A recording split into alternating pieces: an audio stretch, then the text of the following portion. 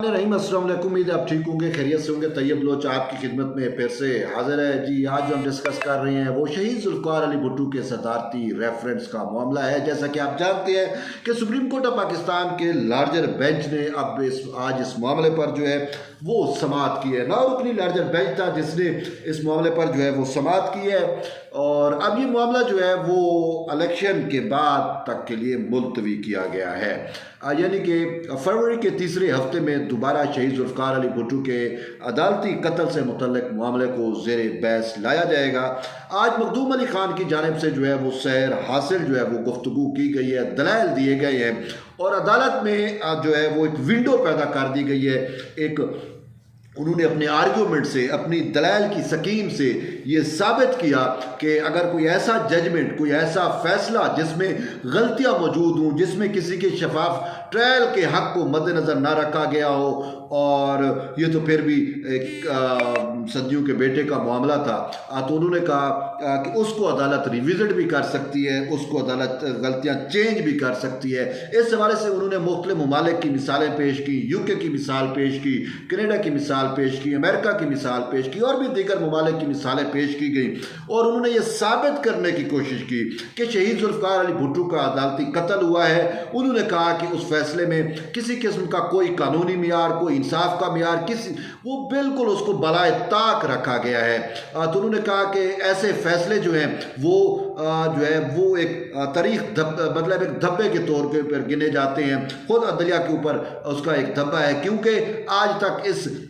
फैसले को जो है वो कहीं पे अदालती नज़ीर के तौर पे भी पेश नहीं किया गया और ना ही किया जा सकता है, क्योंकि फैसला जो है वो आइन का भी कत्ल है, कानून का भी कत्ल है, इंसाफ का भी कत्ल है और फिर सबसे बढ़ के पाकिस्तान की सबसे पॉपुलर लीडर कैद अवाम शहीद जुल्फ़िकार अली भुट्टो का भी कत्ल है, सदियों के बेटे का भी कत्ल है। तो ये मामला जो है आज सुप्रीम कोर्ट ऑफ पाकिस्तान में पेश है। तो चीफ अच्छा मज़े की बात, दुरान समाज जो है वो जस्टिस नसीम हसन शाह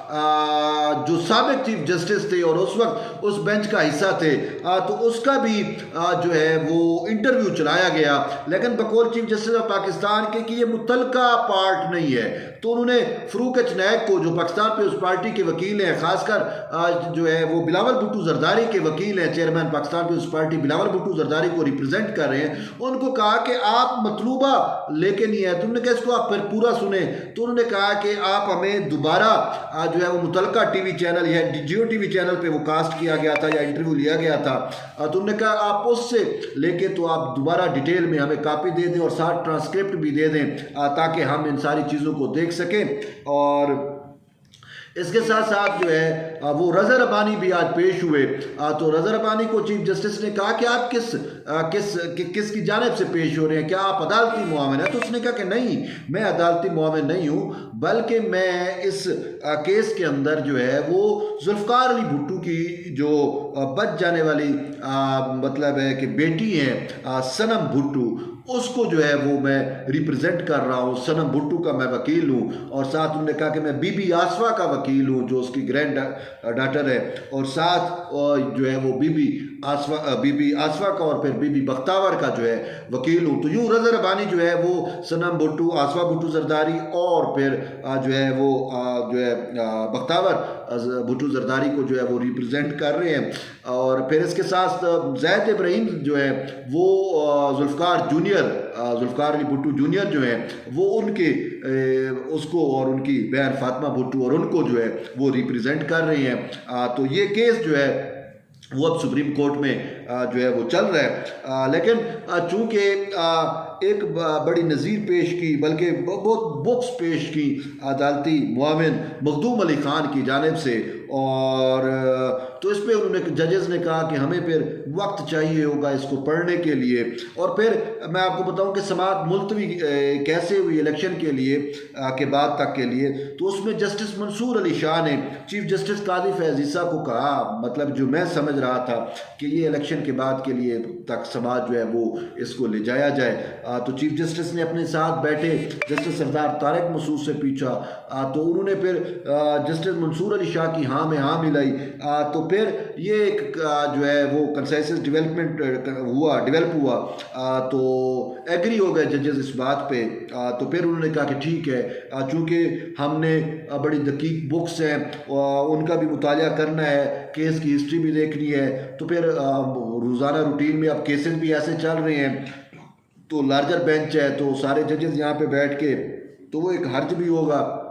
तो इसी वजह से उन्होंने कहा कि इसको अब हम जो है वो इलेक्शन के बाद जो है वो सुन लेंगे। ताहम पाकिस्तान पीपल्स पार्टी के चेयरमैन बिलावल भुट्टो जरदारी की ये ख्वाहिश नहीं थी, वो ये चाहते थे कि ये इलेक्शन से के बाद की बजाय अभी इसका फ़ैसला जो है वो कंटिन्यूस इसको सुन के इसका फ़ैसला कर दें, क्योंकि उनको ये खदशा एहतमाल मौजूद है बिलावल भुट्टो जरदारी को कि जैसे पहले 6 समातें हुई थी इफ्तिखार चौधरी के दौर में, फिर इसको समात के लिए मुकर्रर नहीं किया गया, तो उनको ये था कि खुदा करके ये भुट्टो शहीद का रेफरेंस, अदालती रेफरेंस जो है या अदालती कत्ल ये का रेफरेंस जो है वो समात के लिए मुकर्रर हुआ है, तो अब इसको दोबारा इन्होंने मुलतवी कर दिया, तो फिर न जाने कब इसकी समात होगी। तो उन्होंने कहा कि ये ना हो कि जस्टिस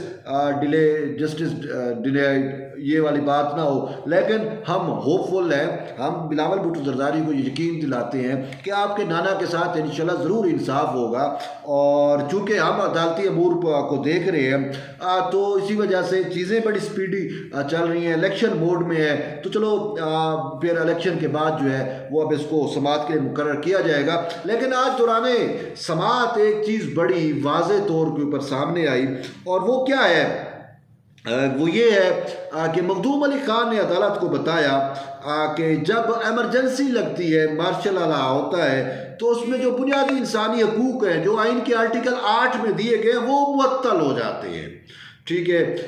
लेकिन उन्होंने कहा कि आर्टिकल 4 मौजूद रहता है, आर्टिकल 4 मौजूद रहता है, आर्टिकल 4 मुअत्तल नहीं होता। तो जब आर्टिकल 4 मुअत्तल नहीं था तो फिर भुट्टो शहीद